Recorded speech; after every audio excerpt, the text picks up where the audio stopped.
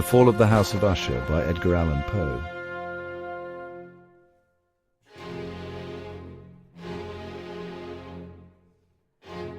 During the whole of a dull, dark and soundless day in the autumn of the year, when the clouds hung oppressively low in the heavens, I had been passing alone, on horseback, through a singularly dreary tract of country, and at length found myself, as the shades of the evening drew on, within view of the melancholy House of Usher.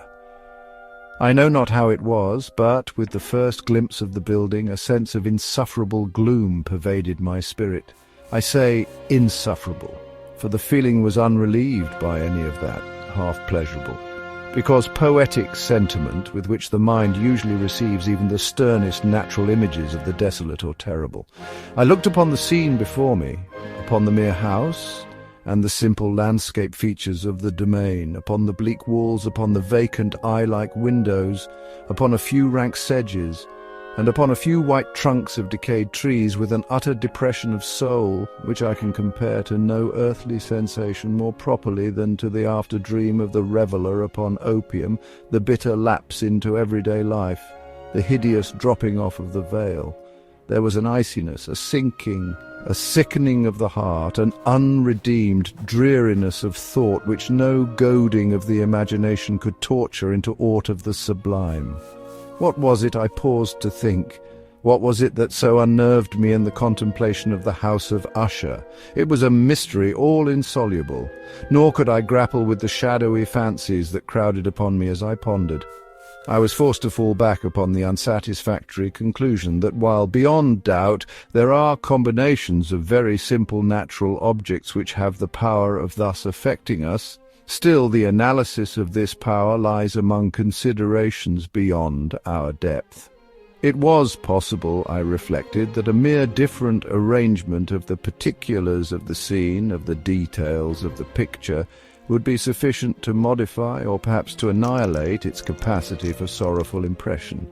And acting upon this idea, I reined my horse to the precipitous brink of a black and lurid tarn that lay in unruffled lustre by the dwelling, and gazed down, but with a shudder even more thrilling than before, upon the remodelled and inverted images of the grey sedge, and the ghastly tree stems, and the vacant and eye-like windows.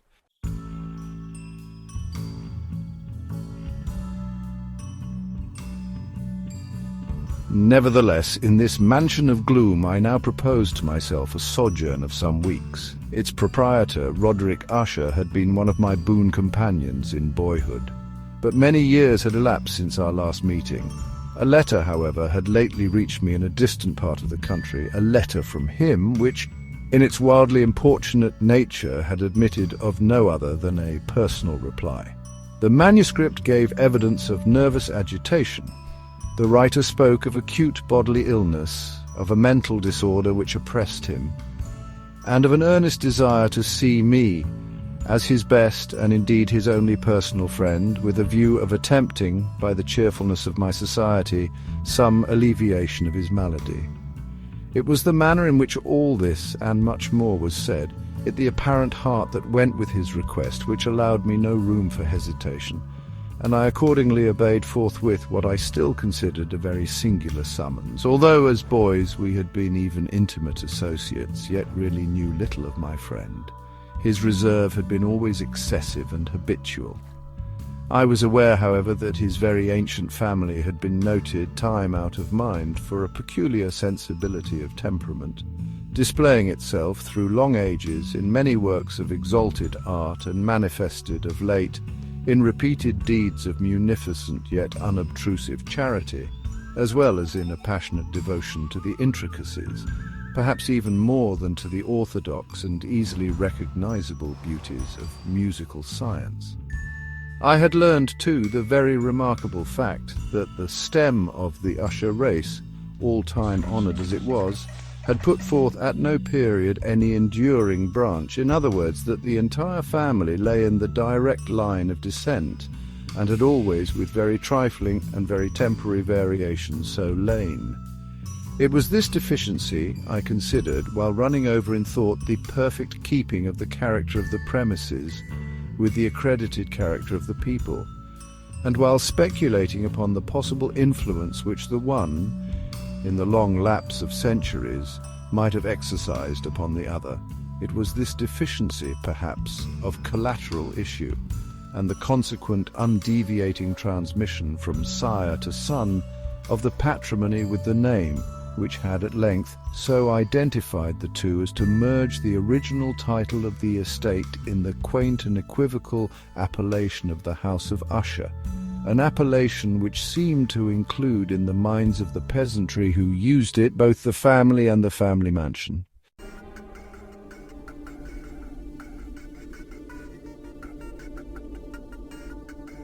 I have said that the sole effect of my somewhat childish experiment, that of looking down within the tarn, had been to deepen the first singular impression.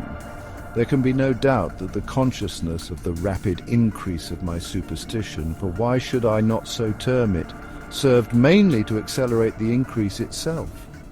Such, I have long known, is the paradoxical law of all sentiments having terror as a basis, and it might have been for this reason only that, when I again uplifted my eyes to the house itself, from its image in the pool, there grew in my mind a strange fancy, a fancy so ridiculous indeed that I but mention it to show the vivid force of the sensations which oppress me.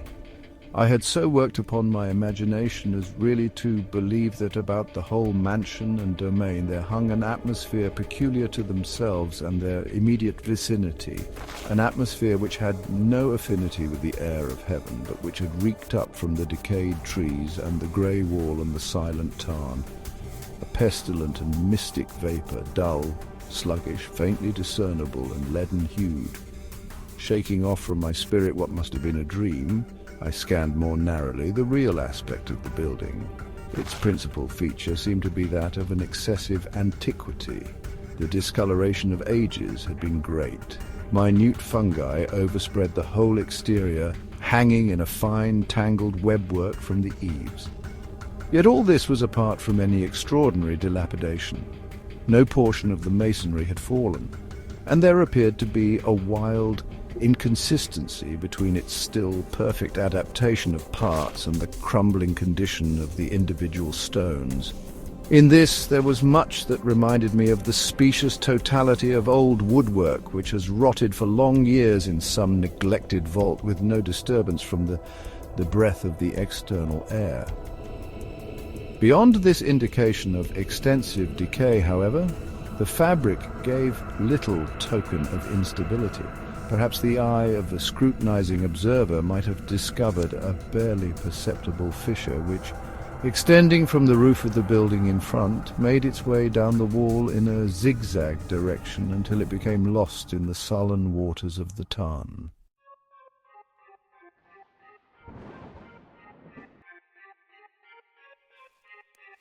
Noticing these things, I rode over a short causeway to the house. A servant in waiting took my horse, and I entered the Gothic archway of the hall.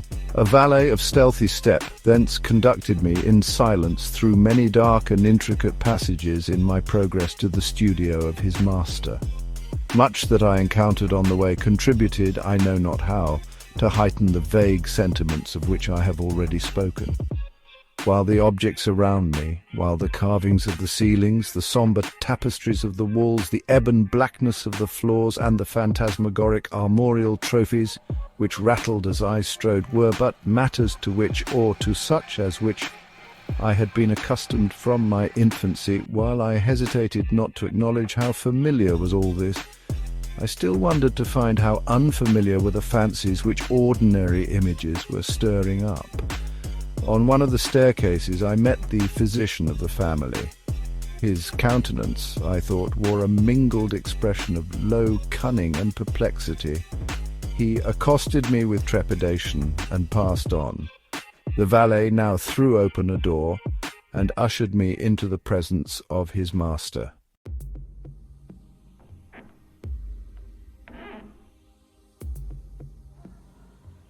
The room in which I found myself was very large and lofty. The windows were long, narrow, and pointed, and at so vast a distance from the black oaken floor as to be altogether inaccessible from within. Feeble gleams of encrimson light made their way through the trellised panes and served to render sufficiently distinct the more prominent objects around the eye. However, struggled in vain to reach the remoter angles of the chamber, or the recesses of the vaulted and fretted ceiling. Dark draperies hung upon the walls. The general furniture was profuse, comfortless, antique and tattered. Many books and musical instruments lay scattered about, but failed to give any vitality to the scene. I felt that I breathed an atmosphere of sorrow. An air of stern, deep and irredeemable gloom hung over and pervaded all. Upon my entrance, Usher arose from a sofa on which he had been lying at full length and greeted me with a vivacious warmth which had much in it, I at first thought, of an overdone cordiality, of the constrained effort of the ennuyé man of the world. A glance, however, at his countenance convinced me of his perfect sincerity. We sat down, and for some moments, while he spoke not, I gazed upon him with a feeling half of pity, half of awe. Surely man had never before so terribly altered in so brief a period as had Roderick Usher. It was with difficulty that I could bring myself to admit the identity of the one being before me with the companion of my early boyhood. Yet the character of his face had been at all times remarkable.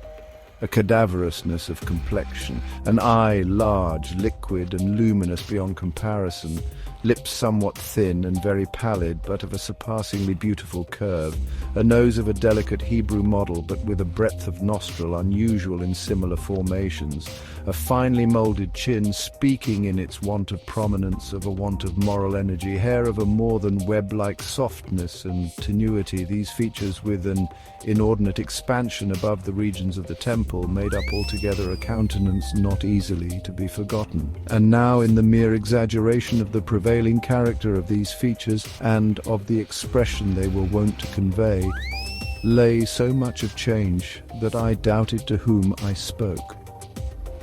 The now ghastly pallor of the skin and the now miraculous lustre of the eye, above all things, startled and even awed me. The silken hair, too, had been suffered to grow all unheeded, and as in its wild gossamer texture it floated rather than fell about the face, I could not even with effort connect its arabesque expression with any idea of simple humanity.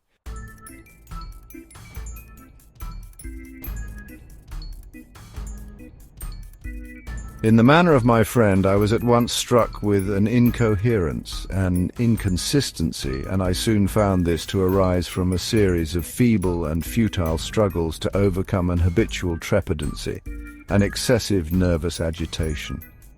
For something of this nature I had indeed been prepared no less by his letter than by reminiscences of certain boyish traits, and by conclusions deduced from his peculiar physical conformation and temperament. His action was alternately vivacious and sullen.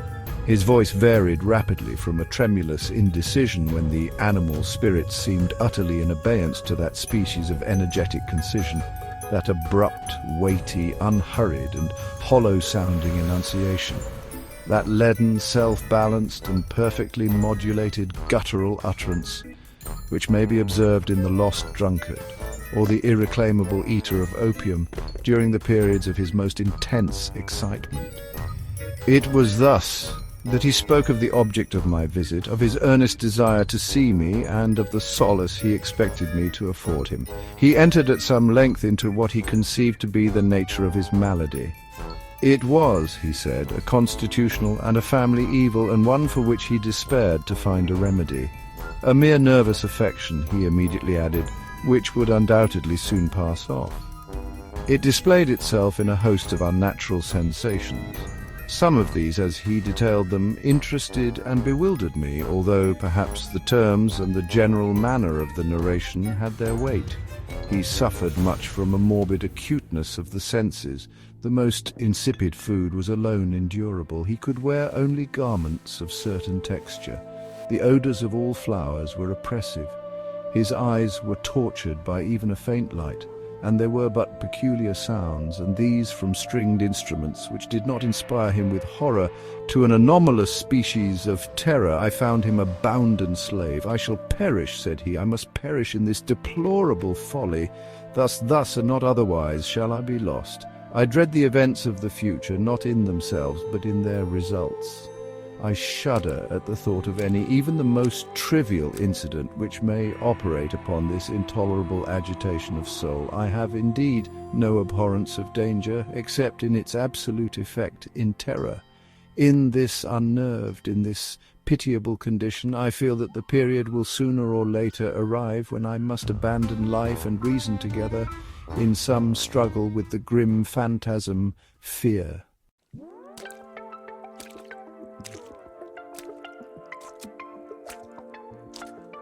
I learned, moreover, at intervals, and through broken and equivocal hints, another singular feature of his mental condition. He was enchained by certain superstitious impressions in regard to the dwelling which he tenanted, and whence, for many years, he had never ventured forth in regard to an influence whose supposititious force was conveyed in terms too shadowy here to be restated. An influence which some peculiarities in the mere form and substance of his family mansion had, by dint of long sufferance, he said, obtained over his spirit, an effect which the physique of the grey walls and turrets, and of the dim tarn into which they all looked down, had at length brought about upon the morale of his existence.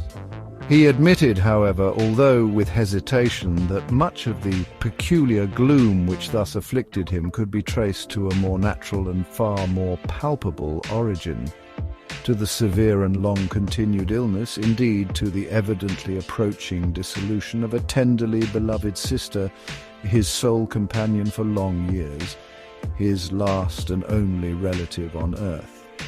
Her decease, he said with a bitterness which I can never forget, would leave him the hopeless and the frail, the last of the ancient race of the Ushers. While he spoke, the Lady Madeline, for so was she called, passed slowly through a remote portion of the apartment, and without having noticed my presence, disappeared.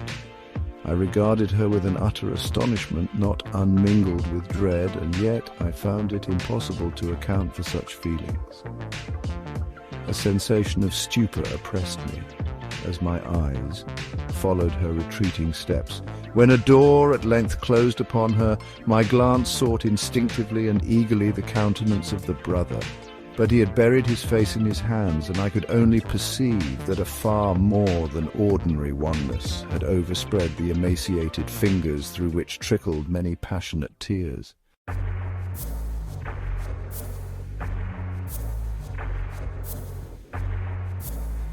The disease of the Lady Madeline had long baffled the skill of her physicians. A settled apathy, a gradual wasting away of the person, and frequent although transient affections of a partially cataleptical character were the unusual diagnosis.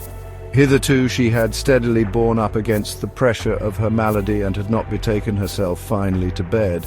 But on the closing in of the evening of my arrival at the house, she succumbed, as her brother told me at night with inexpressible agitation, to the prostrating power of the destroyer, and I learned that the glimpse I had obtained of her person would thus probably be the last I should obtain, that the lady, at least while living, would be seen by me no more.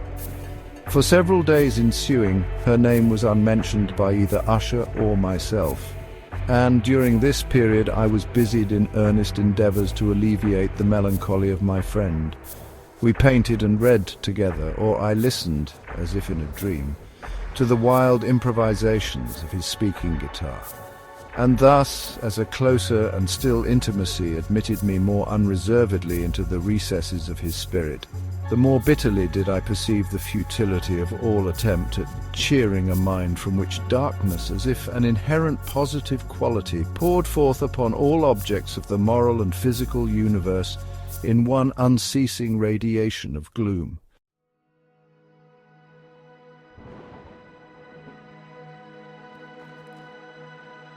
I shall ever bear about me a memory of the many solemn hours I thus spent alone with the master of the House of Usher. Yet I should fail in any attempt to convey an idea of the exact character of the studies or of the occupations in which he involved me or led me the way. An excited and highly distempered ideality threw a sulphurous lustre over all. His long improvised dirges will ring forever in my ears. Among other things, I hold painfully in mind a certain singular perversion and amplification of the wild air of the last waltz of von Weber, from the paintings over which his elaborate fancy brooded, and which grew touch by touch into vaguenesses at which I shuddered the more thrillingly, because I shuddered knowing not why. From these paintings, vivid as their images now are before me, I would in vain endeavour to adduce more than a small portion which should lie within the compass of merely written words. By the utter simplicity, by the nakedness of his designs, he arrested and overawed attention. If ever mortal painted an idea, that mortal was Roderick Usher. For me, at least, in the circumstances then surrounding me, there arose out of the pure abstractions which the hypochondriac contrived to throw upon his canvas an intensity of intolerable awe, no shadow of which felt I ever yet in the contemplation of the certainly glowing yet too concrete reveries of Fuseli. One of the phantasmagoric conceptions of my friend, partaking not so rigidly of the spirit of abstraction, may be shadowed forth, although feebly in words. A small picture presented the interior of an immensely long and rectangular vault or tunnel with low walls, smooth, white, and without interruption or device. Certain accessory points of the design served well to convey the idea that this excavation lay at an exceeding depth below the surface of the earth. No outlet was observed in any portion of its vast extent, and no torch or other artificial source of light was discernible. Yet a flood of intense rays rolled throughout and bathed the whole in a ghastly and inappropriate splendor.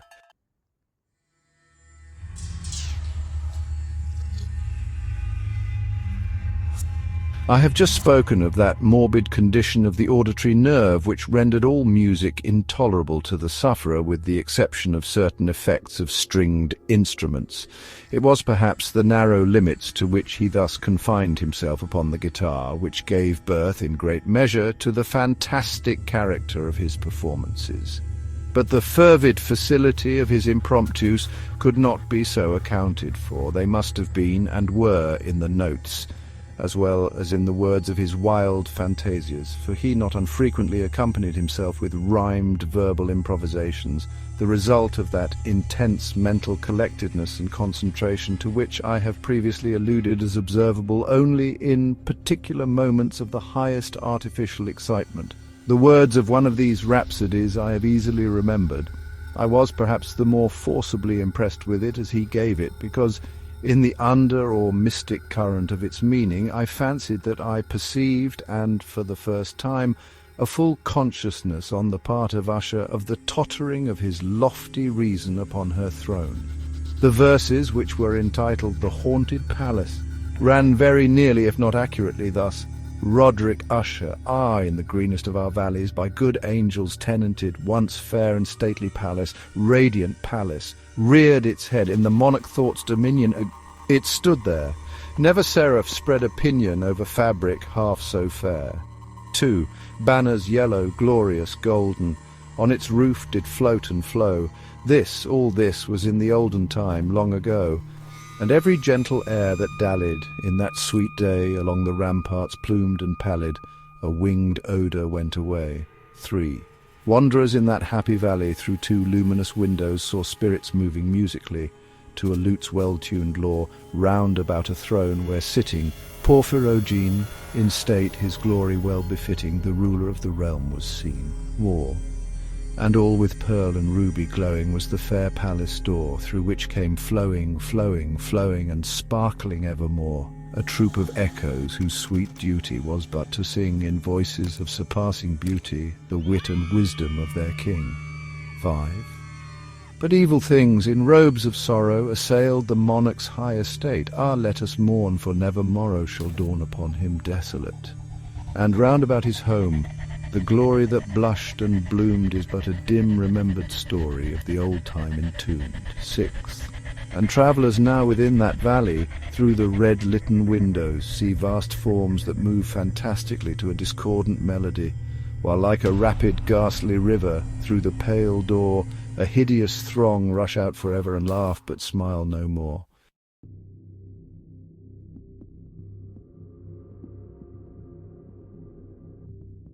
See, I well remember that suggestions arising from this ballad led us into a train of thought wherein there became manifest an opinion of Usher's, which I mention not so much on account of its novelty, for other men have thought thus as on account of the pertinacity with which he maintained it. This opinion, in its general form, was that of the sentience of all vegetable things, but in his disordered fancy the idea had assumed a more daring character, and trespassed, under certain conditions, upon the kingdom of inorganization. I lack words to express the full extent, or the earnest abandon of his persuasion. The belief, however, was connected, as I have previously hinted, with the grey stones of the home of his forefathers. The conditions of the sentience had been here, he imagined, fulfilled in the method of collocation of these stones, in the order of their arrangement as well as in that of the many fungi which overspread them, and of the decayed trees which stood around, above all in the long undisturbed endurance of this arrangement, and in its reduplication in the still waters of the tarn. Its evidence, the evidence of the sentience, was to be seen, he said, and I here started as he spoke, in the gradual yet certain condensation of an atmosphere of their own about the waters and the walls. The result was discoverable, he added, in that silent yet importunate and terrible influence which for centuries had moulded the destinies of his family, and which made him what I now saw him, what he was. Such opinions need no comment, and I will make none.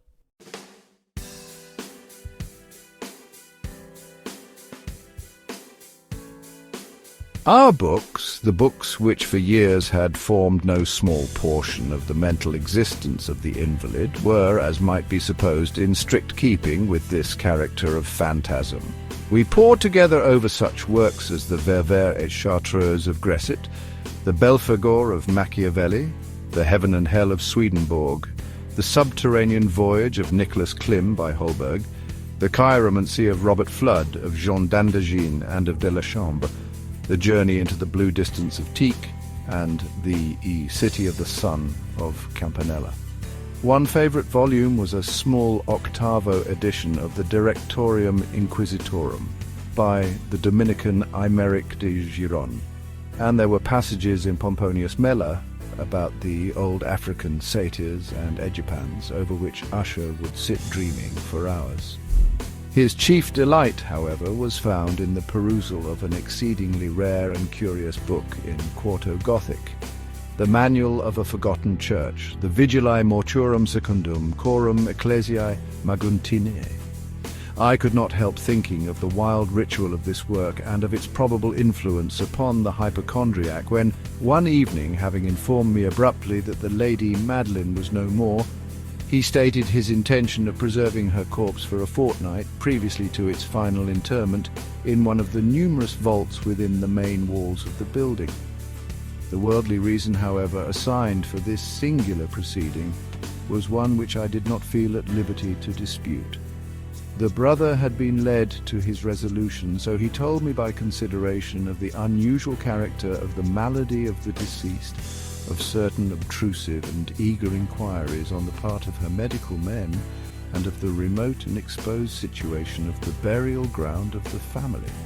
I will not deny that when I called to mind the sinister countenance of the person whom I met upon the staircase on the day of my arrival at the house, I had no desire to oppose what I regarded as at best but a harmless and by no means an unnatural precaution.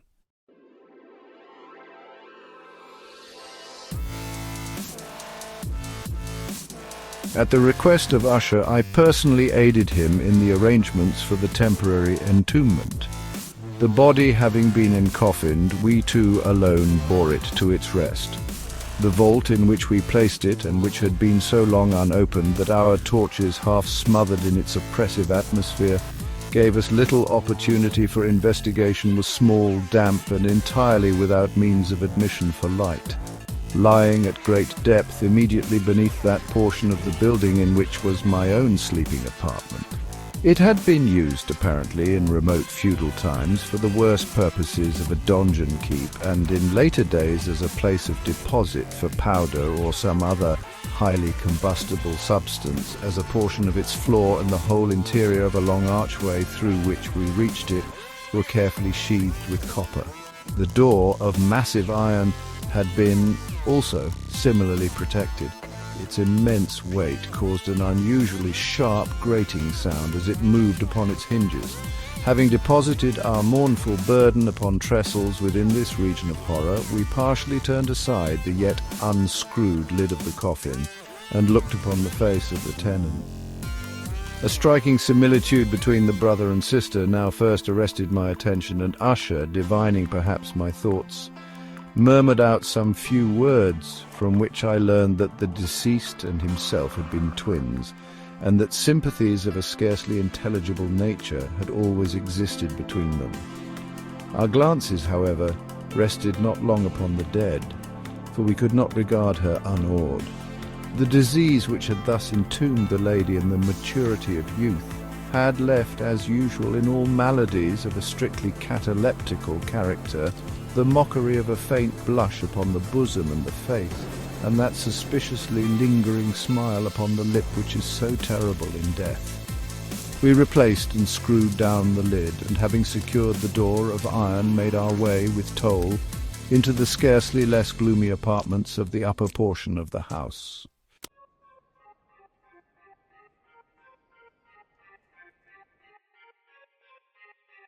And now, some days of bitter grief having elapsed, an observable change came over the features of the mental disorder of my friend.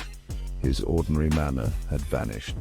His ordinary occupations were neglected or forgotten. He roamed from chamber to chamber with hurried, unequal, and objectless step. The pallor of his countenance had assumed, if possible, a more ghastly hue, but the luminousness of his eye had utterly gone out. The once occasional huskiness of his tone was heard no more, and a tremulous quaver, as if of extreme terror, habitually characterized his utterance. There were times, indeed, when I thought his unceasingly agitated mind was laboring with some oppressive secret to divulge, which he struggled for the necessary courage. At times, again, I was obliged to resolve all into the mere inexplicable vagaries of madness, for I beheld him gazing upon vacancy for long hours in an attitude of the profoundest attention, as if listening to some imaginary sound. It was no wonder that his condition terrified, that it infected me. I felt creeping upon me by slow yet certain degrees the wild influences of his own fantastic yet impressive superstitions.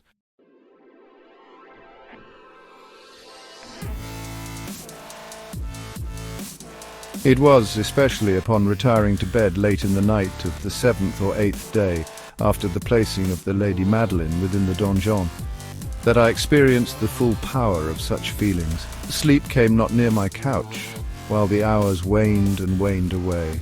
I struggled to reason off the nervousness which had dominion over me. I endeavored to believe that much, if not all of what I felt, was due to the bewildering influence of the gloomy furniture of the room, of the dark and tattered draperies, which, tortured into motion by the breath of a rising tempest, swayed fitfully to and fro upon the walls, and rustled uneasily about the decorations of the bed. But my efforts were fruitless. An irrepressible tremor gradually pervaded my frame, and at length there sat upon my very heart an incubus of utterly causeless alarm. Shaking this off with a gasp and a struggle, I uplifted myself upon the pillows, and peering earnestly within the intense darkness of the chamber, hearkened, I know not why, except that an instinctive spirit prompted me, to certain low and indefinite sounds which came through the pauses of the storm at long intervals I knew not whence. Overpowered by an intense sentiment of horror, unaccountable yet unendurable, I threw on my clothes with haste, for I felt that I should sleep no more during the night, and endeavoured to arouse myself from the pitiable condition into which I had fallen by pacing rapidly to and fro through the apartment. I had taken but few turns in this manner when a light step on an adjoining staircase arrested my attention. I presently recognized it as that of Usher. In an instant afterward he rapped with a gentle touch at my door and entered bearing a lamp. His countenance was, as usual, cadaverously wan, but moreover there was a species of mad hilarity in his eyes, and evidently restrained hysteria in his whole demeanour. His air appalled me, but anything was preferable to the solitude which I had so long endured, and I even welcomed his presence as a relief.